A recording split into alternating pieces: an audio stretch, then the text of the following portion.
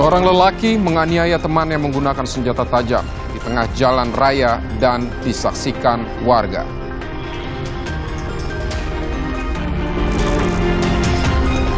Aku selalu terbayang dengan kata-kata korban yang bilang, kamu tidak ada otak.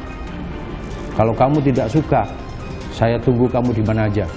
Secara alamiah, riset menunjukkan potensi orang kemudian untuk menjadi superhero itu hanya ada di film. Sendirian melihat kejadian lalu kemudian berani untuk itu sangat jarang sekali. Jadi ini bukan persoalan masyarakat tidak peduli, apalagi ini kejadiannya bahkan bukan di tengah malam gitu ya.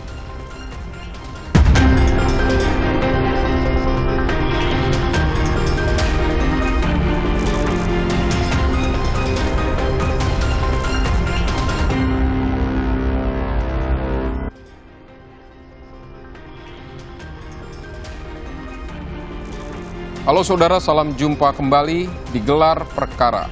Beberapa waktu lalu viral di media sosial seorang lelaki dengan menggunakan senjata tajam menganiaya pengendara motor yang tengah melintas di Jalan Raya M. Toha, Tangerang Selatan. Penganiayaan disaksikan para pengendara kendaraan. Belakangan diketahui pelaku dan korban merupakan teman. Lantas mengapa saat kejadian tidak ada seorang pun yang menghentikan penganiayaan? Kami akan mengulasnya dalam Gelar Perkara Nyawa Hilang di Tangan Teman.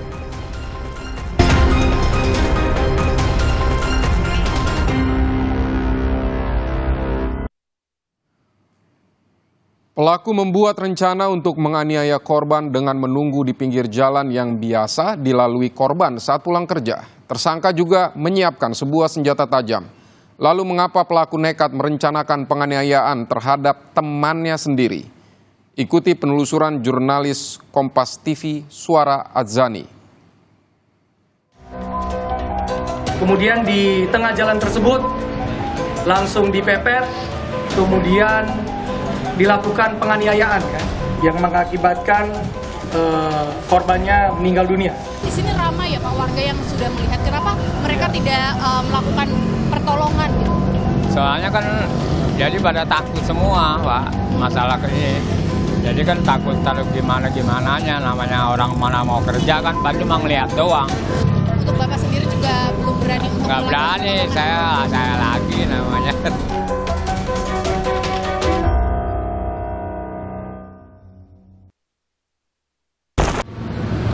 Beberapa waktu lalu, masyarakat digegerkan oleh penusukan yang dilakukan seorang lelaki terhadap pengendara motor di tengah jalan raya sekitar Jalan M. Toha, Pondok Cabe, Tangerang Selatan. Kejadian ini sempat viral di media sosial. Lantas, mengapa pelaku menganiaya korban hingga tewas di tengah jalan raya di hadapan warga tanpa ada yang mencegahnya? Simak penelusuran saya dalam Gelar Perkara.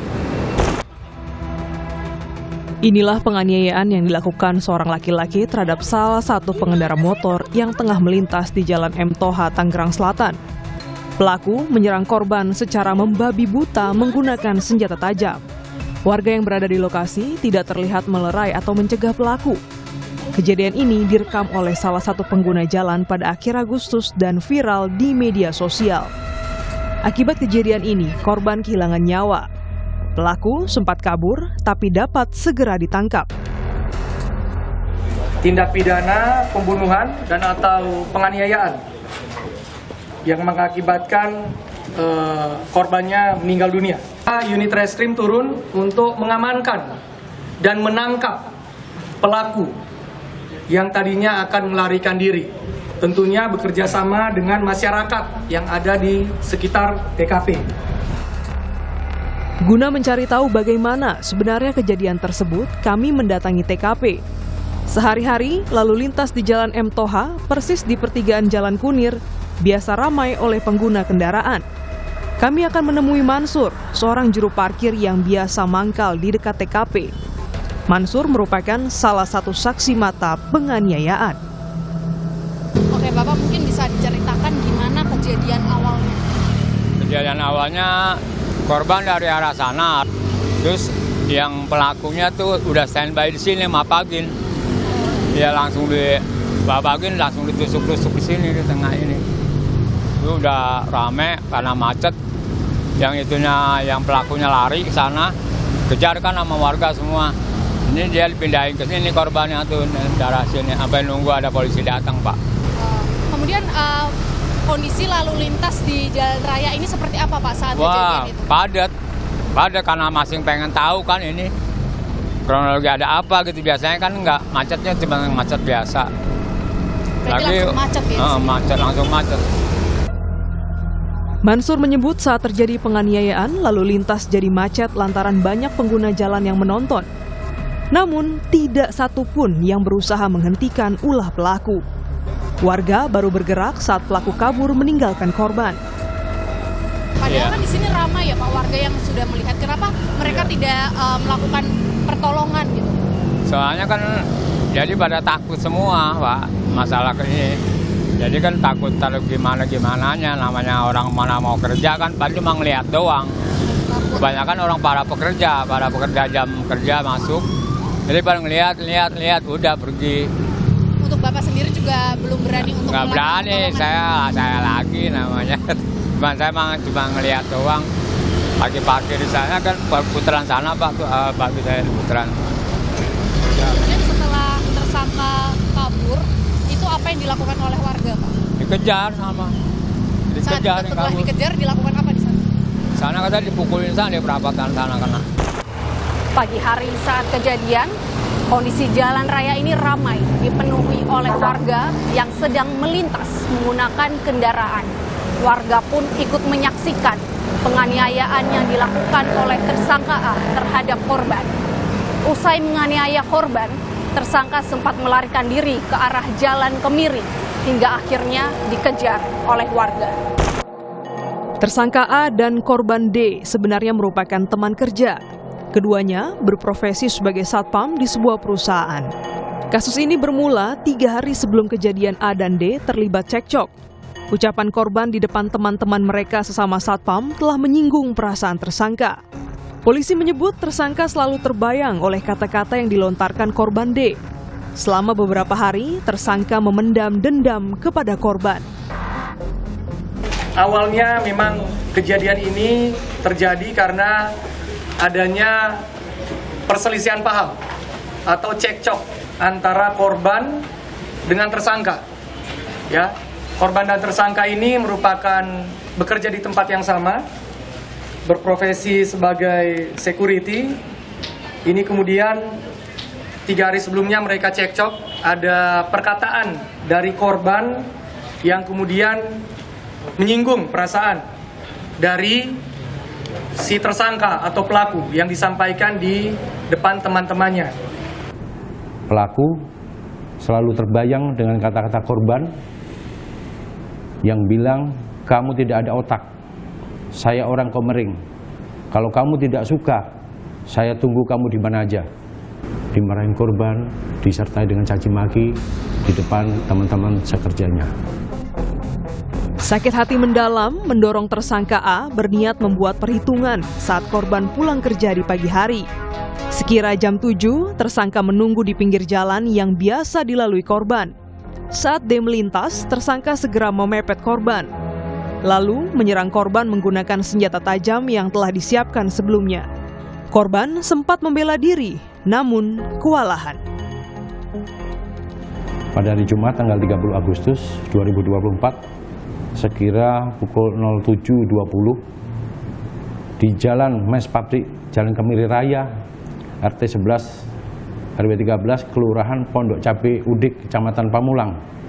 Akhirnya pelaku berpikir berniat menunggu korban inisial D pulang jaga sampai di Jalan M. Toha, pertigaan Kunir, Pondok Cabe Udik, Pamulang, Tangerang Selatan. Pelaku berniat dalam hatinya untuk menusuk korban dan menggunakan pisau karena sudah merasa kesal. Hanya gara-gara sebuah kalimat yang tidak pernah dipikirkan dampaknya, hubungan pertemanan antara A dan D berakhir tragis. Korban D kehilangan nyawa di tangan A, teman kerjanya. Sementara itu, akibat perbuatannya, tersangka A diancam hukuman mati atau penjara seumur hidup. Kami akan jerat dengan pasal 340 dan atau 338 dan atau 351 ayat 3 dengan ancaman hukuman maksimal hukuman mati. Gelap mata karena tersinggung oleh ucapan korban, tersangka nekat menganiaya korban di tengah keramaian hingga kehilangan nyawa. Mirisnya, mengapa warga yang berada di lokasi kejadian tidak mencegah tersangka untuk melakukan perbuatan tersebut? Simak ulasannya bersama saya.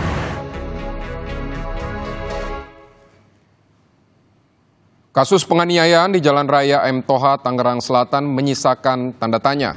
Mengapa hanya gara-gara ucapan korban yang menyinggung perasaan tersangka nekat menganiaya dan menghilangkan nyawa korban?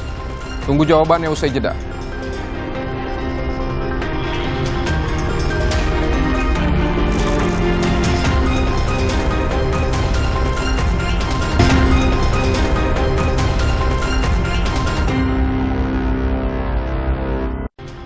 Anda kembali di Gelar Perkara. Saudara, penganiayaan yang telah menewaskan korban D terjadi di depan banyak orang. Saat kejadian tidak ada yang menghentikan penganiayaan. Lalu apa yang bisa dilakukan masyarakat jika melihat seseorang menjadi korban penganiayaan atau tindak kejahatan lainnya? Simak ulasan berikut ini. Gimana? Saya takut ketabrak. Kenapa kemudian berani? Karena berani bertarung karena dalam kerumunan. Kalau kita hanya sendirian, saya tidak yakin secara alamiah riset menunjukkan potensi orang kemudian untuk menjadi superhero itu hanya ada di film. Ketika satu terjadi pembunuhan, misalkan sampai jatuh, ambruk, baru publik merespon, oh ini membunuh, langsung diserang.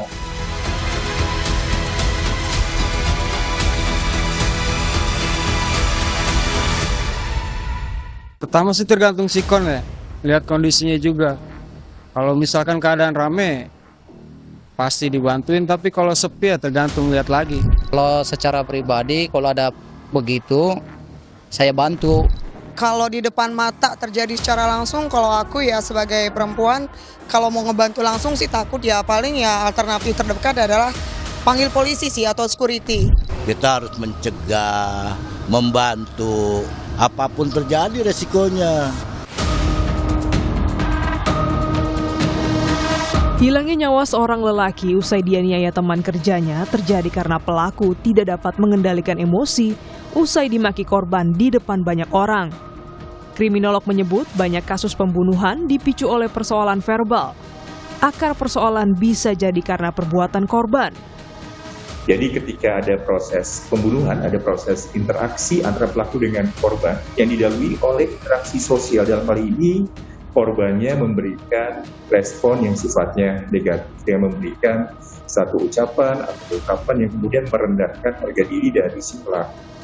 Apakah ucapan tadi yang merendahkan bisa mendorong seseorang menjadi pembunuhan? Itu pasti bisa. Dari hasil riset sebelumnya memang menunjukkan bahwa kekerasan yang dipicu oleh bentuk-bentuk perilaku verbal itu juga banyak terjadi dalam peristiwa pembunuhan. Karena si korban juga ikut memicu terjadinya peristiwa pembunuhan. Dilihat partisipasi korban terhadap reaksi dari pelaku pembunuhan, dilihat konteks sosial, dilihat masa lampaunya, sosialnya kayak apa sih? Itu tugas polisi akan melakukan pendidikan sampai terungkap, sampai dilihat membunuh adalah dianggap satu tindakan yang rasional oleh pelaku. Ketidakmampuan dalam mengendalikan emosi jadi sebab tersangka A melakukan hal-hal yang tidak masuk akal, menganiaya hingga menghilangkan nyawa temannya sendiri. Usai kejadian, hanya penyesalan yang tersisa. Mungkin kalau sadar karena emosi yang tinggi, mungkin dia tidak akan melakukan penusukan tadi. Kalau dipikir panjang, ketika situasinya sangat cepat, kondisi-kondisi tidak bisa berpikir secara sadar, maka reaksi negatifnya yang akan lebih mudah untuk dimunculkan. Belakangan, penganiayaan menggunakan senjata tajam di tengah jalan raya M. Toha, Tangerang Selatan yang sempat viral di media sosial menyisakan tanda tanya. Lantaran saat kejadian, tidak ada seorang pun yang berusaha menghentikan penganiayaan. Warga hanya menonton. Setelah korban tersungkur lalu pelaku kabur. barulah warga mengejar dan menangkap pelaku. Kalau kita hanya sendirian, saya tidak yakin secara alamiah riset menunjukkan potensi orang kemudian untuk menjadi superhero itu hanya ada di film. Sendirian melihat kejadian lalu kemudian berani untuk itu sangat jarang sekali. Jadi ini bukan persoalan masyarakat tidak peduli, apalagi ini kejadiannya bahkan bukan di tengah malam gitu ya, di saat benar-benar sesuatu yang seharusnya dalam kebiasaan itu tidak mungkin terjadi. Pengamat sosial menilai reaksi masyarakat yang hanya diam saat melihat tindak penganiayaan merupakan hal lumrah. Bukan berarti masyarakat tidak peduli. Diam atau tidak tahu apa yang harus diperbuat biasanya terjadi beberapa saat saja. Manusia, mau siapapun dia, mau dari suku, benua, atau daerah manapun, ketika menghadapi satu kejadian luar biasa, reaksinya biasanya hanya 3, yaitu dia bertarung, dia fight, yang kemudian yang kedua adalah dia freeze, dia berdiam diri, atau yang ketiga kemudian dia flight, dia berlari, menghindari. Nah, kebanyakan orang memang potensi untuk freeze, untuk berdiam diri karena kaget, karena bingung, karena takut dan semuanya, itu secara alamiah terjadi pada siapapun. Jadi ini bukan persoalan masyarakat kita membiarkan aksi kekerasan. Setiap orang yang melihat itu tentu dalam kondisi yang gagap, kondisi yang bingung, yang tidak tahu harus melakukan apapun. Nah, butuh waktu dan butuh keberanian untuk kemudian melakukan tindakan ketika kita berada dalam posisi demikian. Artinya siapapun termasuk saya ketika ada di posisi itu hanya 3 itu kemungkinannya. Tapi yang bertarung itu biasanya angkanya lebih kecil. Yang banyak orang biasanya akan berdiam diri atau berlari karena takut. Bukan karena tidak mau menolong.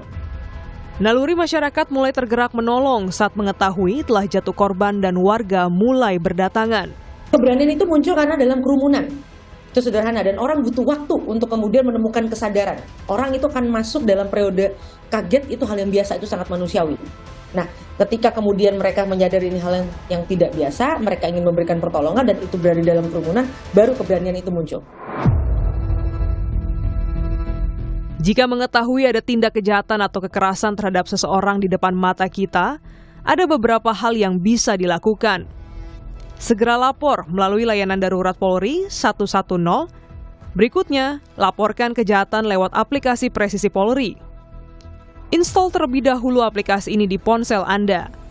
Hubungi rumah sakit atau layanan kesehatan terdekat agar korban segera dapat ditolong. Beritahu warga sekitar agar membuat pelaku gentar. Rekam kejadian dan viralkan di media sosial agar pelaku yang kabur bisa ditangkap. Selain itu, rekaman video bisa jadi bukti kejahatan.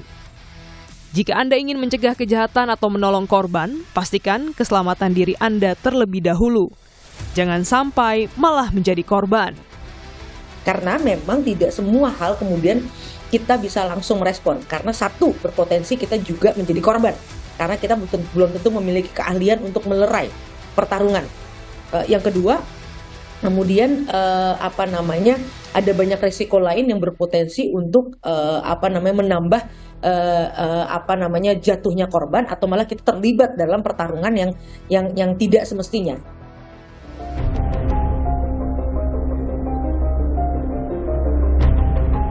Kejahatan bisa terjadi kapan saja dan di mana saja. Jika tiba-tiba ada di depan mata, segeralah lapor polisi. Dan jika ingin memberikan bantuan kepada korban, pastikan keselamatan diri terlebih dahulu. Dan jangan lupa untuk menghubungi rumah sakit atau layanan kesehatan darurat terdekat jika ada korban yang terluka parah, agar korban dapat terselamatkan.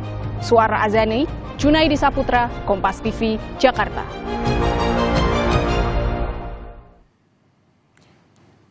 Seorang siswi SMP di Palembang, Sumatera Selatan menjadi korban pembunuhan dan ruda paksa yang dilakukan 4 pelajar. Polisi telah menetapkan para pelaku sebagai tersangka. Simak liputannya di Gelar Perkara sesaat lagi.